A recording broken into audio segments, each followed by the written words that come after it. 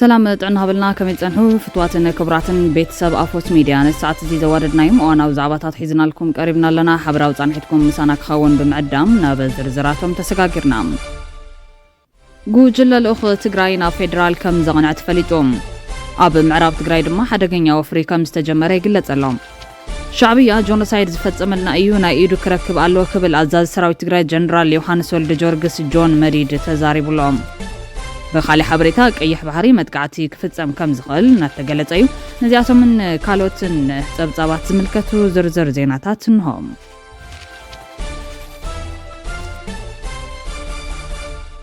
بقدامنت ببرك تግራይን ልዕሊ 200 ሺህ ወገናት በጊዜውን ቋምን ዕድል ስራሕ ከም ዝተፈጠረሎም ቢሮ ቴክኒክን ሙያን ፈጠራ ዕድል ስራሕን ገሊጾም በብርክ ትግራይን ልዕሊ 200 ሺህ መናሰይ ተመለስቲ ስደትን ደቂ ኣንስትዮን በጊዜውን ቋምን ዕድል ስራሕ ከም ዝተፈጠረሎም ቢሮ ቴክኒክን ሙያን ፈጠራ ዕድል ስራሕን ትግራይ ገሊጹ ዶሎም ክለት ዝመርሖ ፈጠራ ዕድል ስራሕ ንሕወይትን ዳግም ህንጸትን ትግራይ ብዝብል መሪ ሓሳብ መድረኽ ጠቕላላ መራርሓ ዞባ ወረዳ ኮሌጃትን ማሕበር ቴክኒክን ሙያን ፈጠራ ዕድል ስራሕን ይሳለጠሎም ምክትል ሓላፊ ቢሮ ቴክኒክን ሙያን ፈጠራ ዕድል ስራሕን ናይተሞላ በርሃ እቲ መድረኽ ዝበቃ ሓይሊ ሰብኣ ምፍራይ ግንዛበ ምዕባይን ኣብ ሕወይትን ዳግም ህንጸትን ትግራይ ዝለዓለ ግደ ከም ዝህልዎ ረድዮም ዓመታዊ ገምጋም ፍጻጽ መስራሕቲ ቢሮ ዘቕረቡ ዳይሬክተር ልምዓታዊ ትልምን በጀትን እቲ ቢሮ ኣይተ ተስፋያንስ ገብረ ሚካኤል ዝዓነወ ንብረት ኣብ መጽገን ካብ ኮሌጅ ናብ ፖሊቴክኒክ ኮሌጅ ዝዓበያ ኮሌጃት ገምጊምካ ኣፍልጦ ኣመሃብ ዲጂታል ቴክኖሎጂ ምትእታው ምስ መደርግቲ ኣካላት ዝግበር ርክባትን ሓገዛትን ኢሉ ድማ ኣብ ተበጻሕነት ኮሌጃትን ዝተራእዩ ጽቡቓት ስራሕትን ድኽመታትን መጽናዕታዊ ጽሑፍ ቀሪቦም ምስ ፍሕፋሕ ኮሌጃት ኣብ ምፍጣር ዕድል ስራሕን ምንካይ ስደትን ዝለዓለ እጃም ከም ዘለዎን ኣብዚ መዳይ ጠናኺርካ ምስራሕ ከም ዘድልውን ሓቢሮም ልዕሊ 3 ቢልዮን ብር ልቓሕ ንዕድል ፈጠራ ስራሕ ከም ዝተዋሃበን 85 ሚታዊ ልቓሕ ክምለስ ከም ዝኻለውን ተሓቢሩሎም ሕጽረት በጀት ዘይምዕሩይ ወዳድባ ፖለቲካዊ ዘይምርግጋዕን ካልኦት ዘገማትን ንስራሕቶም ማሕንቆታት ከም ዝኾኑውን ኣብቲ መድረኽ ተሓቢሩ እዩ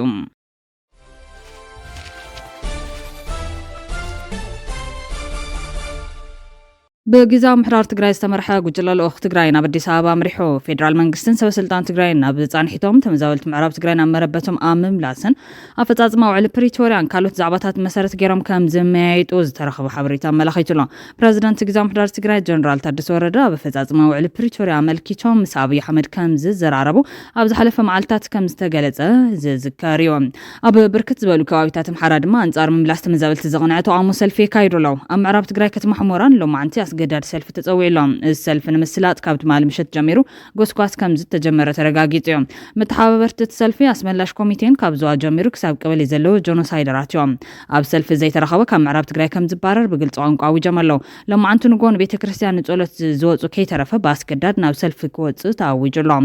ዕላማት ሰልፊ ተዋጊና ዘخبرና ይመነትና ብሕጊ ረጋገጸልና ዛቱ ተማዛባላይ ይህሉን ገበን ሰርሕ ዝብልዎ ተማዛባላይ ናብ ምዕራብ ኣይምለስን ዝብሉን ካልኦት ዕላማታትን ዝተሓንገጠዩ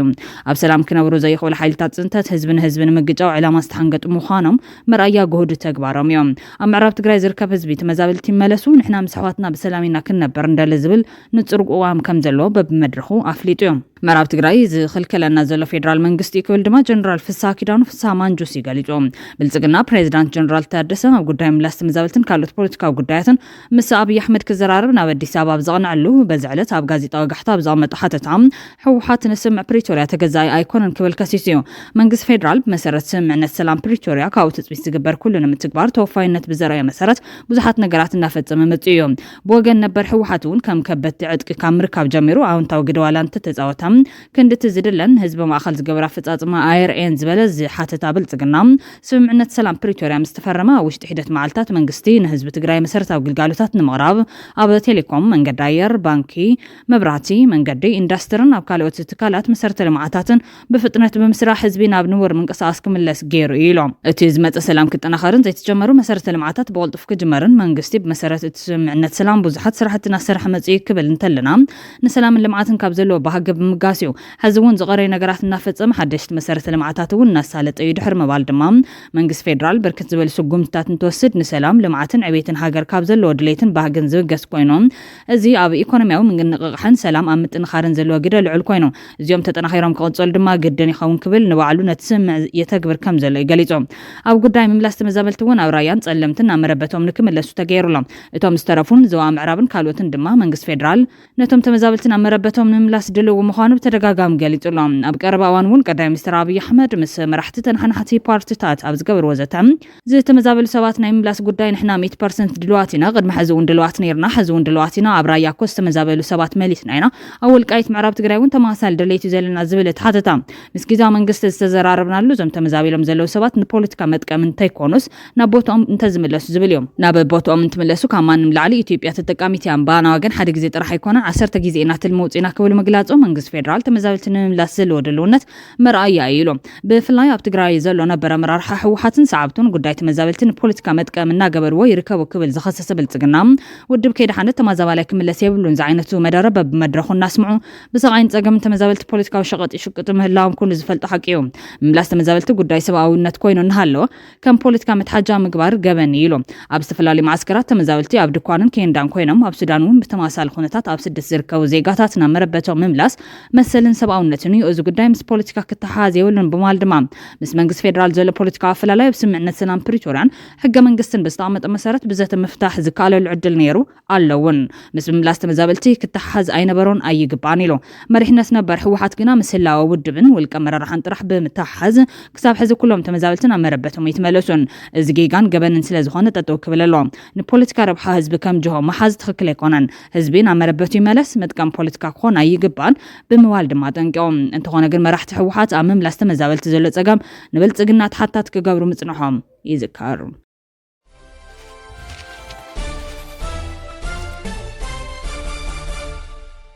መንግስቲ ኤርትራ ጆኖሳይድ ዝፈጽምልና ስርዓት እዩ ነዚ ተግባር ድማ ናይ ኢዱ ክረክበሎ ክብል ጀነራል ዮሃንስ ወልደ ጀወርግስ ጆን መዲድ ተዛሪቦም እቲ ጀነራል ኣብ ዋናው ኩነታት ተመልኪቱ ኣብ ብራኸሽ ዝተባሃለ ሚድያ ቀሪቡ ዝሃቦ መብርሂ ኣብ መንጎ ትግራይን ኤርትራን ናይ ጸጥታውን ማሕበራውን ሕብረተሰባውን ርክባት ይግበሩ ከም ዘለው እፈልጥ እየ ክብል ሓቢሮም ይኹን እምበር ብወገን ኢትዮጵያ ኮንካ ንኤርትራ ንዝወራሪ ሓይሊ እዚ ጆኖሳይድ ዝፈጽም እናበልካ ምጥቅቓዕ ጽቡቕ ኣይኮነን ኩሎም ጆኖሳይደራት እዮም ድማ ኢሉ ጀነራል ዮሃንስ ኣብ ዝሕዚ እዋን ኣብ ትግራይ ዘሎ ሓጓፍ ፖለቲካ ተጠቒሞም ነናይ ባዕሎም ህልውና እንድሕነትን ክብሉ ዝፈጠርዎ ናይ ፖለቲካ ጉያን ተንጋራይነትን ከጥፈና ኢሉ ከም ዝኣምን ዝገለጽ ኮይኖም ኢትዮጵያ ኾነ ኤርትራ ኣብ ልዕሊ ዝተፈጸመ ጆኖሳይድ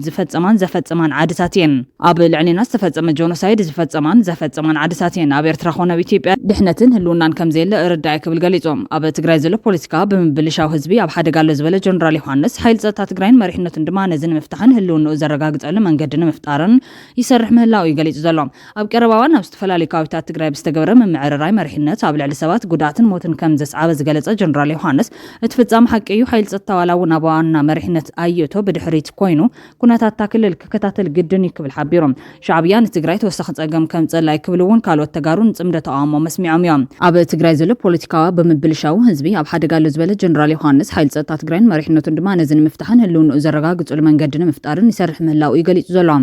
ኣብ ቀረባ እዋን ኣብ ዝተፈላለዩ ከባቢታት ትግራይ ብዝተገበረ ምምዕርራይ መሪሕነት ኣብ ልዕሊ ሰባት ጉዳትን ሞትን ከም ዝስዓበ ዝገለጸ ጀነራል ዮሃንስ እቲ ፍጻመ ሓቂ እዩ ሓይል ጸጥታ ዋላ እውን ኣብ ዋና መሪሕነት ኣየቶ ብድሕሪት ኮይኑ ኩነታት ክልል ክከታተል ግድን ይክብል ሓቢሮም ሻዕብያ ንትግራይ ተወሳኺ ጸገም ከም ጸላይ ክብል እውን ካልኦት ተጋሩ ንጽምዶ ተቃይሞም ኣስሚዖም ኣለዎ እዞም ተጋሩ ብ1974 ዓ.ም ስርዓት ደርጊ ዘሎን ዘይሎን ሓይሉ ጠናኺሩ ወፍሪ ቀይሕ ኮኸብ ሰይሙ ንሻዕብያ ከጥፎ ጫፍ ዝበጽሐሉ ቅጽበት ህወሓት ካብ ዝነበራ 6 ዋጋት ብርጌዳት ነተን 3 ማለት እውን ልዕሊ 5000 ሰራዊት ልኢኻ ኣብ ጎቦታትን ሽንጥሮታትን ሳሕል ናፋን ቃሮሯን ዘይትካ መስዋዕቲ ከፊላ ክድሕን ጌራት እያ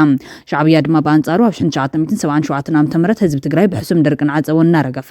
ትንፋሱ ከውጽእ በእግሩ ንሱዳን ትጓዓዝ ብዘይ ምንም ምኽንያት በመሬት ኤርትራ ረጊጹ ከይሓልፍ በመኽልካል ህዝብና ብጥሜትን ሕማምን ክረግፍ በይንሉ ክብልዮም ንተግባራት ክሕደት ሻዕብያ ዝገልጾም ድሕሪ ሓርነት ኤርትራ ሪፈረንደም ኣብ ምቅልጣፍ ምስ ህዝቢ ኢትዮጵያ ተቃያይምና ዝኸድናዮ ርሕቀት ክሳብ ሕዚ ክሳድ ኢትዮጵያ ቆሪጽኩም ኣፍ ደገ ባሕሪ ዘይብል ናትሪፍኩምና እናተባሃልና ከም ባንዳታት እንረኣየሉ ዘለና ምኽንያት ከም ዘለዎ ኮይኑ ኣብ መድረኹም ተረኺብና እንኳዕ ደስ በለኩም ኢልና ሰናይ ተመኒናሎም ዝበሉ ዞም ተጋሩ እንተኾነ ግን ሻዕብያ ብ1990 ዓ.ም ብዘይ ምንም ዘረባ ታንክታት መሪሑ መሬትና ወሪሩ ከብቅዕ ኣብ ኤርትራ ዝነበሩ ተጋሩ ዝሓዝዎ ወርቅን ጨርቅን ይትረፍ ዝወደይ ወሳእን ከይተረፈ ኣራጊፉ ምሒረ ጋፊዑ ጥራሕ እግሮም ብራማ ዛላምበሳን ካልኦት ከባቢታትን ኣባሪርዎም ኢሎም 2011 ዓ.ም ዶክተር ደብረጽዮን ባዕሉ ትግራይ ካልአይቲ ገዛኹም ያ ከም ድሌትኩም ውፅኡ ተዊሉ ብኸበረን ዕልልታን ተጸምቢርና ሓውን ሓፍትን ውልድን ወላድን ስድራን ኣዝማድን ንብዓት ብዝሰነይ ተሓጓስ ተሓዋዊሶም ኩሎም ሸቐጣት ብዘይ ምንም ከይላን ቀረጽን ኣስጊሮም ብምዋል ብ2013 ዓ.ም መንግስት ፌደራል ምስ መንግስት ትግራይ ኣብ ዝተገብረ ውጥጥ ተወሳኺ ሓወሳዊሩ ግዜን ኩነታት እንተበይልጹ ታትማሊ ከም ካልእት ገዛኹም ርአይ ዋስተባሃለ ትግራይ ሰብ ኣልባ ምድረ በዳ ክትከውን ኣብ ዓለም ተራይ ዘይፈልጥ ጫፍ ግፍዒ ፈጺሞም ብላዮም ብድሕሪ ዝውን ተኾነ ብዝገበርዎ ግፍዒ ከም ዘይናስሑ ብዘይሕንከት ገሊጾምና ገና ድማ ካብ ዝወረርዎ መሬት ክወጽእ ካሉን ሕዚ ኸንሕና ሻዕብያ ንዓና ከመይ ዝበለ ርክብ እዩ ዝጽበየና ዘሎ ዝብል ሕቶ ኣበጊሶም ኣለዉ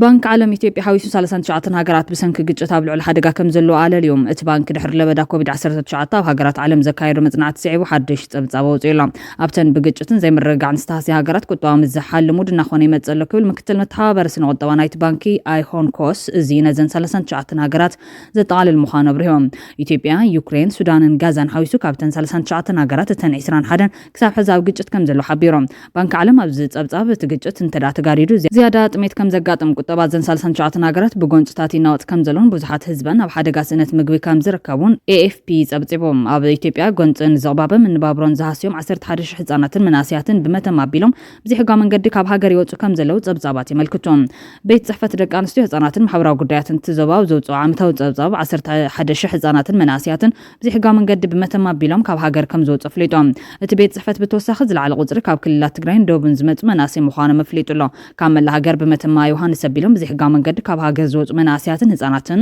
በዝሒ ብዓብዪ ይውስኽ ከም ዘሎ ዝረኸብናይ ሓበሬታ ኣመላኺቶም ክሳብ 11,000 ዝኾኑ መናስይ ንብረት ስድሮኦም ብምሻጥን ክሳብ 1 ሚልዮን ብር ንደላለ ብምኽፋልን ብዘይሕጋዊ መንገዲ ካብ ሃገር ከም ዝወጹ ጸብጻብ ኣጉልሁ ከም ዝነበረ ሓላፊ ጉጅለ ሓለዋ መሰላትን ድሕነትን ህጻናት ዞባ ምዕራብ ጎንደር ኣይተ ኣበበ ሲሳይ ገሊጾም በዚ መንገዲ ካብ ሃገር ዝወጹ በዝሒ ካብ ክልል ደቡብ ብፍላይ ድማ ካብ ወላይታን ትግራይን ከም ዝኾኑ እቶም መራሒ ጉጅለ ገሊጾም ኣለዉ ካብ ክልል ሶማልያ ዞባታት ምብራቃዊ ኣምሓራ ወሎን ሰሜን ሸዋን ኦሮምያውን በዚ መስመር ኣቢሎም ካብ ሃገር ክወጹ ከም ዝመርጹ ኣብሪሆም ብኻሊእ ሓበሬታ ኣብ ቀይሕ ባሕርን ወሽመጥ ፋርስን ዝንቀሳቐሳ መራኸብ ክመጽእ ንዝኽእል መጥቃዕቲ ንምክልኻል ሩሳውያንን ቻይናውያንን ተመሲለን ይጓዓዛ ከም ዘለዋ ሬተርስ ሓቢሮም እቶም ባሕረኛታት ክሕስው ዝተገደዱሉ እዋን ኢራን ነቲ ንዓለም ለኻዊ ንግዲ ነዳዲ ኣገዳሲ ዝኾነ መጻበቢ ሕርሙዝ ክትዓጽዎ ምዃና ኣብ ዘፈራርሕትሉ ግዜ እዩ ሁቲ ብወገኖም ኣብ ቀይሕ ባሕርን ዝንቀሳቐሳን ምዕራባውያን መራኸብ ዒላማ ገይሮም እዮም እቲ ናይ ሓሶት መንነት ናይተን መራኸብ ብሰንኪ ጂኦፖለቲካዊ ውጥረት ዝሰዓበ እዩ ዋላ እኳ መጀመርታ ሰሙን እዚ ኣብ መንጎ እስራኤልን ኢራንን ምቁራጽ ተኽሲ እንተተኻየደ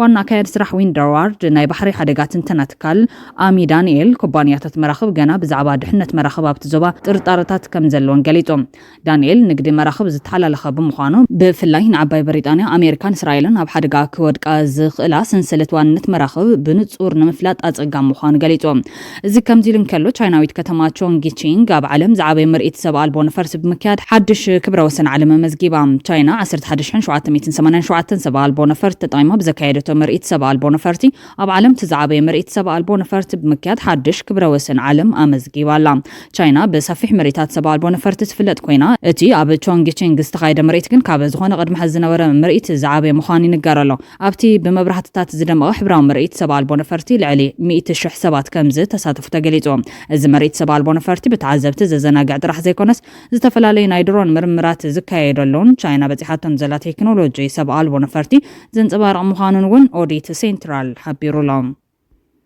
ክብራትን ፍትዋትን ቤተሰብ ኣፎት ሚድያ ንሰዓት ዝተዋደዱ ኣናው ዛዕባታት ተቐሪብና ከንቢትና ኣለና ላይክ ሼር ሰብስክራይብ ምግባር ስለትካተሉና ኣዝና ኢና ነመስገን ኣብ ገዛል ብኻልኦት ሓበሬታታት ክሳብ ንራኸብ ሰናይ ግዜ ትመኒና